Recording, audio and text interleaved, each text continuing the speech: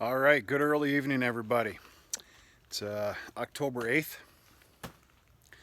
Yep, October 8th. Boy, I got to think about that all the time now. October 8th, it's a Monday, early evening. It's going on 6 p.m. Welcome to the foggiest, dreariest, misting, if not raining day I've seen in a long, long time. It's been all day. We are just sopping wet, disgusting up here right now. It's very mild. Temperature is. I got this flannel on, but it's just because of the misting. Temperature is good, but yeah, whatever. So, one of the greatest things that could have ever happened to this baler happened yesterday. It was a win win win situation. If you keep up with the videos, you understand that there was a possible little custom job that I was to do yet that was keeping me from cleaning this baler. Well, it happened yesterday. One of the greatest things that could have happened is that custom job happened.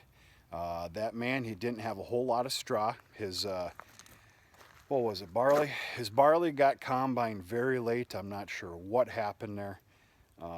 That's his deal. He barely got a crop off of it, and the straw was extremely grassy. And then, of course, right after combined, it started this weather. This weather's been carrying on for almost 3 weeks now. So he's still got a handful of head that he's got to tend to all winter. He needed straw. If it couldn't get baled, he'd have to buy it. We all know how that game works. You don't want to have to buy a lot of stuff. Goes without saying. So one of the greatest things that could have happened is we actually picked it up yesterday. It was not the greatest quality.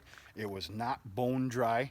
But after multiple times of raking, and once by me with the rotary, fluffing it up, and then multiple times of actually tedding it, he's got one of those, it's an older John Deere model. Forget the model. It's obviously PTO driven. Nice little piece of old equipment. He tedded that thing probably 5 or 6 different times. So after all that business for about 2-3 days, it finally got dry enough to bale. Yesterday we both went out there and we said, all right, you know what, it's do or die time. We either pick it up or you're not going to get your straw. You're not going to be happy with the quality, but you're going to be happy with what you got. We ended up baling 12 round bales. Not a lot by any means, but a hell of a lot of straw if you need it versus having to buy it. So he should be set for the year. We'll see. So that's number one. Number two, baling's done. As you can see, nice and clean, and I'm going to go over that. So number two, the baling's done. The year is over for this baler. Here it is, October 8th. It should have been over many, many weeks ago, but whatever. One of the greatest things, number three, the greatest thing that could ever happen to this baler was that straw baling job yesterday. Reason being is the last time I baled, with the exception of yesterday, was alfalfa baleage. Alfalfa baleage is sticky, it's messy, it's sloppy, it's disgusting. It messes with your rollers, it messes with your belts, the list goes on and on and on and on and on. Well, that straw job yesterday, even just being 12 bales, cleaned out this baler. So it's a win-win. It was a perfect world yesterday.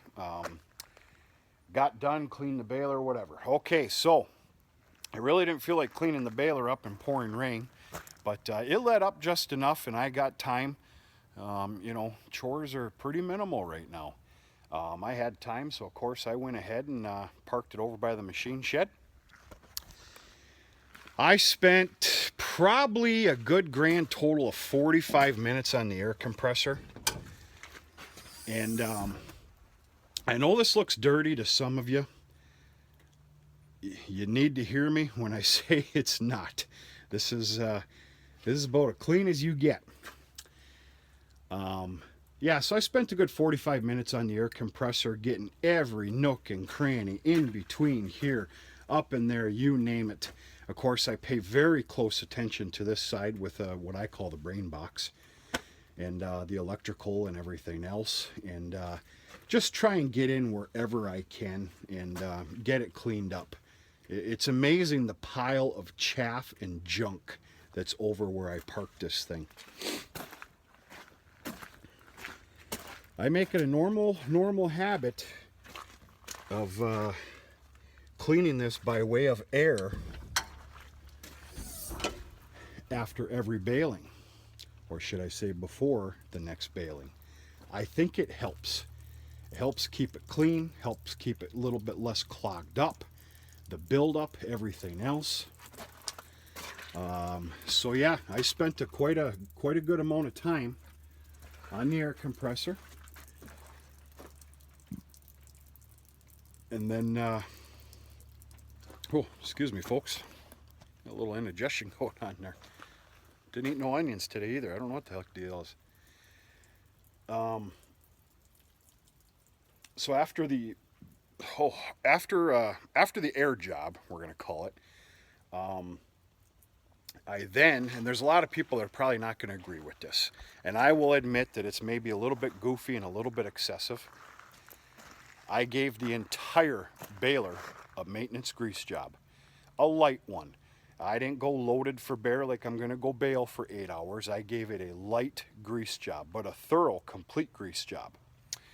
And then what I do is I make a habit of turning it on, letting everything coat, and then I turn it up to a very high RPM for roughly about a minute, maybe 2 minutes.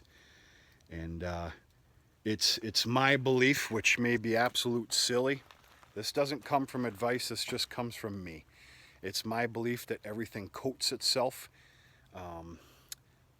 seals itself. That's not the word I'm looking for, but I think it does great justice to the baler. And yeah, so I did that, got greased, high RPM. Now, this is all done. This has been pressure washed and everything. There's a lot of you saying, okay, this is clean, Ben. It is clean. Folks, you couldn't pay me, and I highly advise to others. I'm not here to tell people what to do. You do not pressure wash the innards of a baler. I will not, have not pressure wash this. This is completely reserved for air. The other thing that I did is I also put chain and cable lube on all chain systems, including the head.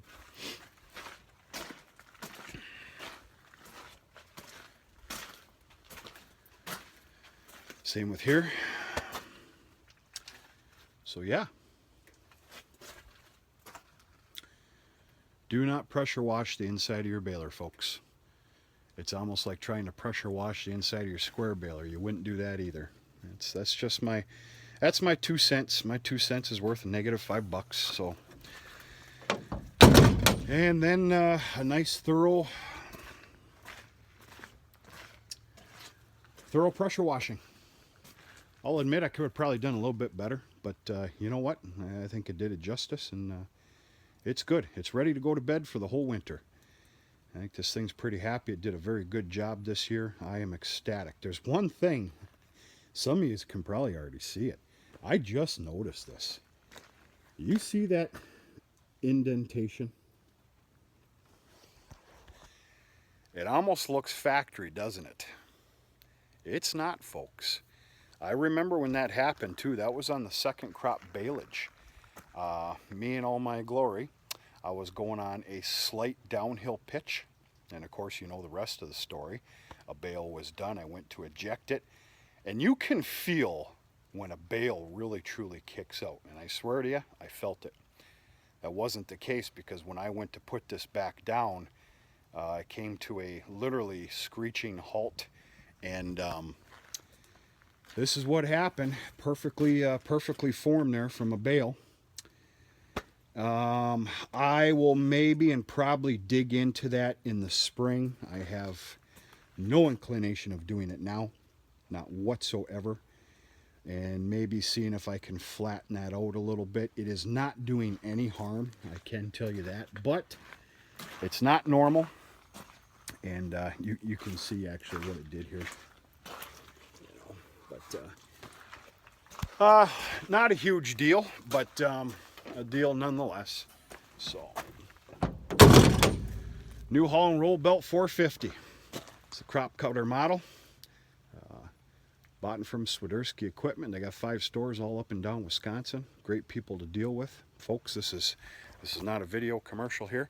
I'm just telling anybody that's in the great state of Wisconsin, the great state of Michigan, or bordering states in Minnesota, Illinois, whatever. Swiderski does a really good job. Check them out on the internet too. They do a really good job with you know, what they post on there for the internet and whatnot. It's good. So, she's clean. I kind of left the head alone. There's some chaff still in there and everything else. I really didn't feel like making a bigger mess, so I kind of left it alone. I got what I could. I'm happy with it. Basically, the old saying goes, I can sleep tonight, and that's what matters. The old girl did a good job. She's all cleaned up, greased up, and I'm gonna park it in what we call the hay shed, because there's actually room in there. Normally there's not. Normally it's stacked full of hay and straw. We made a farm record amount of round bales this year, and of course the sorghum and the alfalfa. We kind of did a little depletion of dry hay. Not depletion, but we're minus a little bit. We're safe for the year. We've got our numbers. I'm going to tell you something right now, though, folks. I don't think you're going to catch me selling a dry bale of hay. I really don't. Maybe come spring if there's still a little extra, but right now I don't have a lot of faith in it. So we'll see what happens. We're safe. We're good. We got more than enough feed, but dry hay, boy, probably would have liked to have seen about another 100 bales, to be honest with you. But we'll see what happens. The good news is more property's been picked up now for next year, which is going to be another video, another explanation, and all is well. All is well. If anybody's actually even still watching, I don't have anything to do, folks. This is it. I don't know what else to do except for picking up a 30-pack, getting the Ranger, and going on trail ride and barking at the moon, which it's Monday night, and that's not really acceptable to a grown person, I don't think. I don't know, I'm going to think about that. That sounded really good. What the hell was I going to say? Oh, meeting with the pole barn company today. Went really good, really good. We got all the facts and figures for lengths and measurements and stuff. Facts and figures are yet to come. And we'll go from there. I like dealing with who is here.